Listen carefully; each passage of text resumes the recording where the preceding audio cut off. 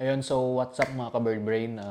Magandang gabi. Actually, hindi pa rin pala maganda. Maulan pa rin. Hindi totoo yan. Bola lang yan. Kung mapapansin nyo, wala akong uploads nito mga nakaraan. Kasi nga, ulan ng ulan eh. Ayaw tumigil ng ulan. So, ngayon, wala, gawa lang ako ng video kasi nauurat na ako. Wala akong magawa eh.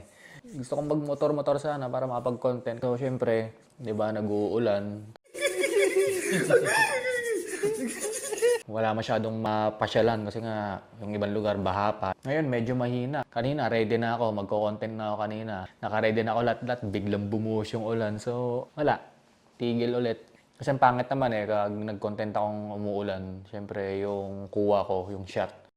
Medyo ano yan, may tendency matakpan yung lens. Unless na lang siguro nasa labas ako. Baga nag-rides na ako, biglang umulan, yun, okay lang yun. Pero ito kasi pasimula pa lang, umuulan na. Buti sana kung ano yan eh, yung pagja-jogging. Okay lang yun kahit umuulan, sugal na yun. Pero sa pagbibideo, mahirap. Mahirap mag-risk.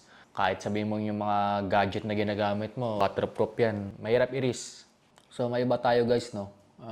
Di ba itong nakaraang araw, di ba, ang lakas ng bagyo. So marami ako nakita sa mga balita na, ayun nga, may mga nawawala. Yung iba, lumulutang na, bangkay na. So grabe yung ano ng bagyo, no? Parang ang lala nung ano ngayon, no bagyo. Kasi hindi pa to grabe kung tutusin eh. Yung mga ulan ng mga nakaraan, mas malala pa dito eh. Pero ngayon, konti lang. Oh. Simpleng ulan pa lang yan. Pero grabe na yung baha. Ang may mali ata ngayon. Parang medyo sablay yung mga drainage. So, siguro na rin dahil sa mga ginagawang mga kalsada. Lalo na dyan sa may Commonwealth banda. Dati di naman binabaha dyan eh. Pero tignan mo sa balita, lubog na lubog. Paano nangyari? Siguro nga dahil dun sa mga ginagawa, yung mga sa MRT. Siguro yung mga drainage, di naayos, napabayaan. So, ayan, grabe yung baha. Which is, parang nakakapanibago lang dyan sa Commonwealth kasi hindi naman totally binabahayan eh. Nakakapanibago lang ngayon na kawawa yung mga bumabiyahe doon. Paano masabi? Kahit sa amin, sa lugar namin dyan sa Malabon, ayan, grabe. Wala nang bago. Wala nagbago sa amin dyan sa Malabon na wala ka nang expect na magbago dyan. Siguro, kung mangyari man yun, yung umulan dyan sa Malabon na hindi binaha, parang ayun ang masasabi kong pagbabago. Himala. Sana all. Yung mga masisipag, yung mga nag-grab food, move, anything. Tingin ko matumal. Angkas, Joyride, so yung mga ride-hailing app, mababakita nila ngayon. Which is pabor naman sa ano ngayon, yung mga grab na 4 wheels. So ganun lang, may kanya-kanyang ano lang, weather in short.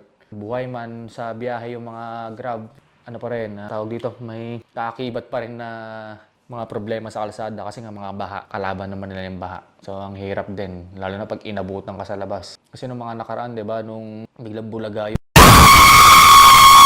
yung ulan, kawawa yung mga ano, stranded sa Skyway, sa mga expressway yan, sa NLEX, yan sa may parte ng Marilao, sa Bukawi, yan. Kawawa yung mga stranded dyan, parang halos magdamag din silang stranded.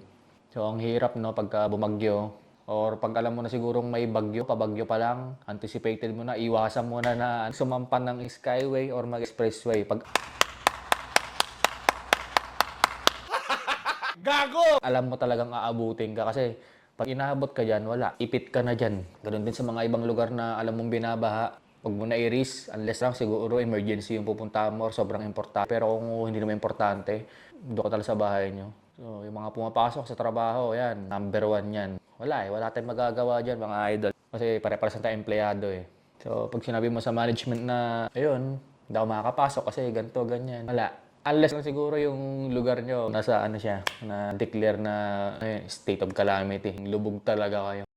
Pero madalas talaga sa tagal kong nagtrabaho, mga napasukan ko, hindi nila ino-honor yan. Which is, normal na yan sa empleyado. Hindi ka estudyante. Tandaan mo yan, empleyado ka eh. So, nasa iyo na yan kung maarte ka. Kasi ako before, isipin mo yan dyan sa amin sa Malabon, bugin dyan yung sa dinadaanan ko. Isipin mo, papasok ka ng walang tubig. Pag uwi mo, lagpas bahay na yung tubig. Dyan sa dinadaanan ko dyan sa Donyawa na sa amin. Ganun talaga, kung mas gusto mo pumasok, nasa iyo pa rin. Pero, kagaya ng sinasabi natin, siyempre wala sa pilitan. Kung ayaw mo pumasok, di ba ka pumasok? Siyempre, ganun lang yun. Absent ka. Sarili mo pa, unahin mo. Alam ka ng pasok ka ng pasok, bayani. Ayun, nga. Pagdating mo doon, chat na yan. Hindi ka na makauwi. Doon ka na sa trabaho mo. Sipag mo eh. So ano lang yan, ano bang tamang ano? 50-50 lang.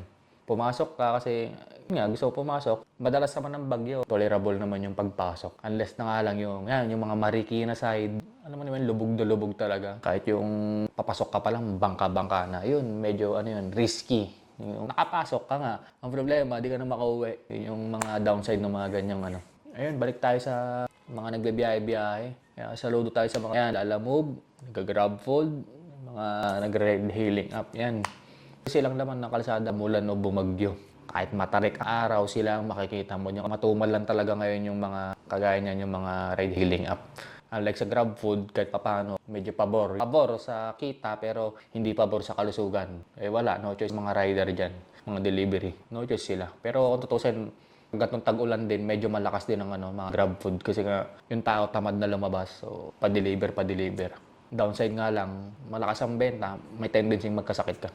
So, sana okay lang kayo dyan, mga bird brain, sa mga kinaroroonan nyo. Yan, yung mga nasa probinsya. So, ingat kayo palagi. Kung di kaya, huwag lulusong. Lalo na pag may mga sugat-sugat kayo. Dahil pag lumusong kayo, alam nyo na.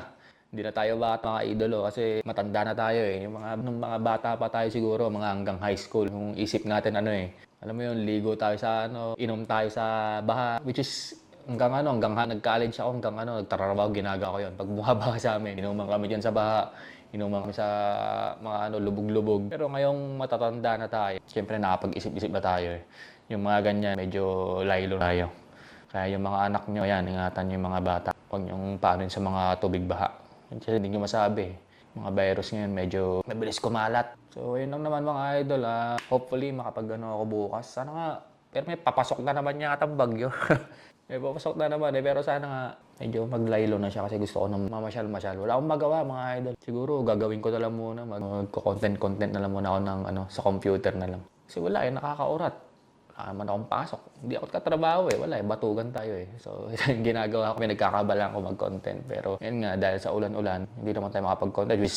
Motovlog tayo So, motovlog lalabas. Wala akong mag-motovlog ako sa loob ng bahay, di ba? So, ito, kaya lang nag-video kasi wala akong magawa Nauurat na ako So, yun lang naman mga bird brain. So, sana abangan nyo yung mga susunod kong video. At sana safe kayo guys. So, hanggang dito na lang. Paalam mga bird brain. So, susunod muli.